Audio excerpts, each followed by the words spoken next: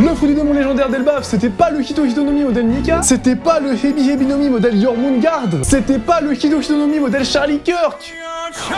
Bon, on s'est tous fait avoir, mais moi, je pense avoir compris de quel fruit il s'agit. Et même exactement comment il est transmis, alors qu'on ne le voit même pas dans le chapitre. Il y a 14 ans, Elbaf, Royaume du Soleil, maison de Gaban. Hein? Le capitaine Roger a eu un fils? Apparemment, j'ai croisé Garp et c'est ce qu'il m'a raconté. Bravo à lui pour avoir échappé à la marine tout ce temps. Bon, on va passer rapidement sur le début. Ici, on apprend que Shanks, ce petit filou, qui avait disparu de Marie-Joise dans le chapitre dernier, était en fait à Elbaf, comme je l'avais prévu en fait, en train de chill avec Gaban. Puisque le sang du capitaine Roger coule dans ses veines, j'imagine que ce sera lui, le futur roi des pirates. Ouais. C'est pas héréditaire, tu sais. Ceux sur qui on mise n'arrivent pas forcément à conquérir le monde. Oh, vraiment? Et oui, le monde est bien plus intéressant comme ça. Ouhaha. Ils profitent bien de leur insouciance parce que, en parallèle au château, il se passe des trucs, hein, si vous vous rappelez. Harald, vous inquiétez pas, je vais pas l'insulter, il a fait le pacte, il a posé un abysse, et il a pour ordre de transformer son peuple en esclave pour Ymue. Et là, on rentre direct dans ce qui est intéressant. Qu'est-ce qui se passe lorsque Harald essaye de résister à l'ordre? Entrée de la salle du trône.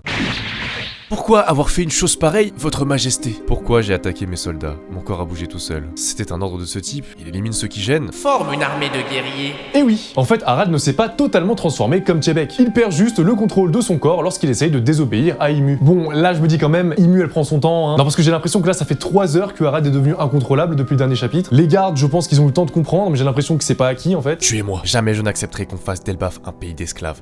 Mais tu voulais toi-même devenir un esclave. On est d'accord que de base, il voulait lui-même devenir un esclave. Et il était même chaud pour que son peuple devienne un esclave. Ou je suis fou. Bon, calculez pas ce que je dis ici. Non, ce que Harald voulait, c'était bel et bien que lui-même devienne esclave, donc pas son peuple, pour que justement le pays en entier puisse vivre tranquillement en harmonie avec les humains. Faut que j'arrête de faire des erreurs de Golemont comme ça. Mais bref, pendant tout ce monologue, Loki et Yarley ont eu le temps d'arriver au château. Et nous sommes enfin de retour, là où le flashback a commencé. Et je parle pas du flashback de God Valley, je parle vraiment du flashback du tout début, si vous vous rappelez. Ça fait presque 6 mois, je crois. C'est-à-dire la fin du chapitre 1152. On va enfin savoir ce qui se passe après. Est-ce que Shanks va arriver? Est-ce que les chevaliers sacrés vont aussi arriver? Bon sang, je suis vraiment immortel. Je me régénère. Ouais. Pardon, j'arrête. Mais avant que le combat ne commence, en parallèle, Shanks, il va tout dévoiler à Gaban de ce qu'il sait sur Marie-Joise. En tout cas sur le pacte du tatouage. Moche. De Ymue là. Harald et moi avons conclu le contrat le plus faible avec un type qui se fait appeler sa grandeur en Terre Sainte. Ah, ils savent pas qu'il s'appelle Ymue. Bien que ce simple pacte des bas-fonds nous empêche de lui désobéir si on se trouve dans son champ d'action. Ah d'accord. Bon là je fais le mec étonné, mais c'est trop nul en vrai. Ok, t'es forcé d'obéir à Ymue, mais ça me paraît un peu trop faible comme effet. C'est pour ça que j'en suis venu à me demander... En gros, mais le premier pacte sert à rien, et ça fait partie des conditions, je pense. Peut-être que ça prépare le corps de la personne à recevoir le prochain pacte, et peut-être qu'on pourrait pas par exemple intégrer le 3e pacte dès le début, ça doit faire partie des conditions comme ça. Mais Shanks ne s'arrête pas là. Il va également nous décrire tout ce qu'il y a à savoir sur le 3e pacte, celui des abysses justement. Avec ce pacte, les chevaliers divins obtiennent une force surhumaine, un corps immortel et la capacité de générer un abysse pour se déplacer sur de longues distances. Mais en échange, peu importe où ils se trouvent, il leur est impossible de désobéir à sa grandeur. Sa voix peut les atteindre jusqu'au bout du monde. Ah du coup c'est pas parce que le tatouage était moche que Shanks s'est coupé le bras. Après c'est une bonne excuse. Cette histoire de tatouage trop moche, franchement fallait le faire. Pour justifier le fait que le Shanks a perdu un bras par un vulgaire poisson, en fait c'est parce qu'il avait un tatouage, oui bon ça y est. Bon d'un côté Shanks a officiellement décidé de s'opposer au gouvernement, contrairement à Harald, et oui, j'ai menti, qui lui est allé à fond dans le truc. Si Harald accepte ce contrat, il deviendra leur marionnette. Je ne peux pas imaginer une seule seconde que ces ordures avides respecteront une promesse faite à un simple mortel comme lui. Donc même Shanks le savait, même Shanks, il avait déjà compris. Harald ne doit surtout pas rejoindre l'ordre des chevaliers divins, oui. Oui, bon voilà, c'est trop tard, parce que dans la salle du trône, les hostilités commencent enfin. Il y a un énorme clash de haki des rois visible depuis des kilomètres, et ça, c'est ni plus ni moins que le combat entre Loki et Harald. Ils ont l'air à égalité. Mais honnêtement, je pense que Loki aurait eu l'avantage si Harald n'avait pas ses pouvoirs du chétan, là. Et attends papa, qu'est-ce qui est censé me surprendre, bordel? C'est quoi cette force monstrueuse? Que s'est-il passé, Harald? Reviens à toi. Garde, tous à la salle du trône. On doit arrêter le roi, il a perdu la raison. Cette fois-ci, il y a d'autres gardes qui se ramènent, personne ne comprend rien, il y en a même un qui décide d'insulter Loki gratuitement comme ça. Bref, on est dans One Piece, les gardes ils servent à rien, mais à un moment, Harald reprend conscience et il nous explique tout ce qui lui arrive. Bon là, la scène elle est vraiment giga triste, pour de vrai, j'arrête de l'insulter. Seigneur Yarley, j'ai commis l'irréparable. Je sens que je serai bientôt plus moi-même. Écoute-moi Loki, fais exactement ce que je te dis. Raconte au peuple d'Elbaf ce qui s'est passé dans ce château sans rien cacher. Dis-leur que c'est moi qui ai tué les soldats. Je suis vraiment pathétique. Bon, on sait que Loki va pas le dire, parce que quelques dizaines de chapitres juste avant, on voit avant le flashback que Ashwoodin n'est même pas au courant de ce qui s'est passé ce jour-là au château. Et puis surtout parce que si Loki avait dit la vérité et donc aurait pris le pouvoir sur Elbaf, bah il serait pas emprisonné en dessous du pays comme un chien depuis des années. Seigneur Yarley, Loki doit manger le trésor d'Elbaf. Avec le pouvoir divin que j'ai obtenu, je suis invincible. Que le peuple d'Elbaf devienne l'esclave du gouvernement, c'est l'exact opposé de mon rêve. Alors tuez-moi, mettez fin au règne du pire roi de l'histoire d'Elbaf. Tue-moi et monte sur le trône, Loki. Raconte au peuple à quel point j'ai été un roi stupide. Je me fiche éperdument de ce qu'on dira de moi après ma mort. Ce qui compte, c'est l'avenir d'Elbaf, pas vrai.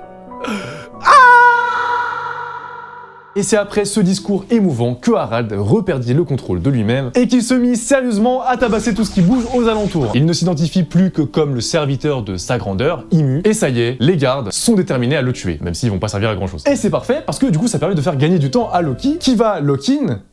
Ouais, non. Excusez-moi. Pour aller récupérer le fameux trésor de Elbaf. Et j'ai hâte de savoir de quel fruit il s'agit finalement. Hein. Mais, avant de le découvrir...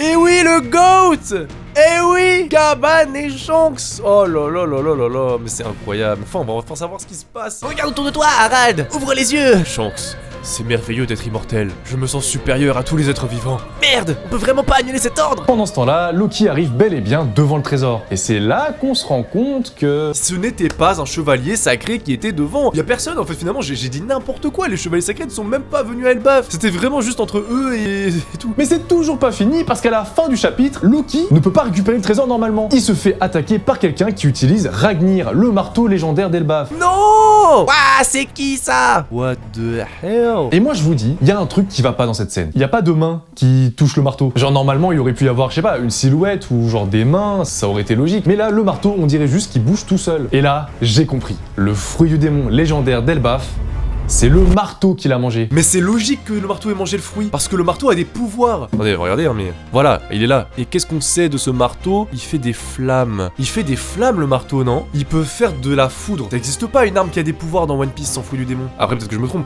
La seule arme qui a des pouvoirs dont je me rappelle, c'est Enma, parce que Enma peut siphonner le haki et le retransmettre, et du coup, ça peut faire des éclairs, ça peut faire des trucs. Mais un vrai pouvoir comme ça, genre il invoque la foudre, un marteau, on est dans One Piece. Dans One Piece, tous les pouvoirs surnaturels sont justifiés parce qu'il y a des fruits du démon ou parce qu'il y a du haki.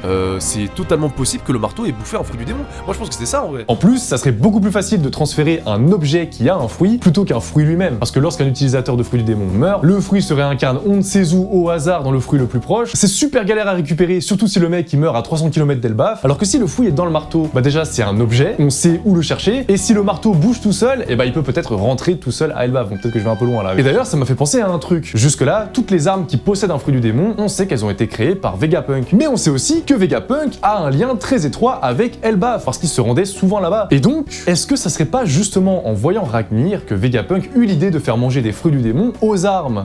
Est-ce que du coup ça voudrait dire que Ragnir est la première arme à posséder un fruit du démon et qui daterait peut-être du siècle oublié? Là ça devient quand même assez intéressant parce que du coup ça voudrait dire qu'on a une arme qui vient du siècle oublié, un truc qui date de l'époque où je vous rappelle qu'au siècle oublié tout le monde était giga puissant. Il y avait des armes antiques, il y avait des trucs comme ça, tout le monde était giga puissant. Mais du coup là la question elle est évidente, quel est ce fruit? Et bah... Ah mais attendez, le gay. Mais c'est une bulle, c'est quelqu'un qui parle. Attendez, laissez-moi cook. Est-ce que le fruit du marteau, ça serait pas un Hito-Hitonomi, un fruit de l'humain, un fruit de quelqu'un qui peut parler, comme par exemple le fruit de l'Onyudo là, du renard. Après, ça serait quel fruit, je sais pas. Ça serait trop facile, mais c'est le Hito-Hitonomi modèle Thor, et du coup, il peut faire de la foudre, voilà. Ça serait trop évident, mais en vrai, pourquoi pas? C'est possible, mais du coup, rien à voir avec le fruit de Nika, et du coup, je comprends pas. Pour moi, ça aurait été logique que ça soit le fruit de Nika, mais non, apparemment. Voilà comment se conclut le chapitre. Bon, je pense qu'on va pas tarder à savoir dans le prochain de quoi il s'agit réellement. Est-ce que c'est quelqu'un qui manie le marteau, ou est-ce que c'est le marteau qui bouge tout seul? Et à partir de maintenant, je vais arrêter d'insulter Harald. Voilà. Les amis, vous n'êtes pas sans savoir que je fais énormément de vues avec mes shorts. Vous avez juste à cliquer sur ma chaîne pour constater. Et du coup, j'ai sorti un guide justement où je détaille l'entièreté de ma technique pour que vous aussi vous puissiez copier et faire décoller votre chaîne YouTube. Ça s'appelle la Shortbox. Dedans, il y a plein de cours vidéo complètement montés sur tous les aspects des shorts. Il y a même l'entièreté de la production d'un short à moi qui a bien marché, que j'ai entièrement filmé, qui est tout détaillé. Vous pouvez copier de A à Z tous les effets que je fais, la voix, le montage, comment j'écris, etc. C'est vraiment hyper complet. J'ai eu plein de retours clients très positifs et de très bons résultats sur leur short, donc allez jeter un œil au lien dans la description, ça me soutiendrait énormément, le produit est ultra qualitatif, donc gros bisous à ceux qui le font. Bon allez beaucoup vous voir là, ça y est, allez, décarpissez.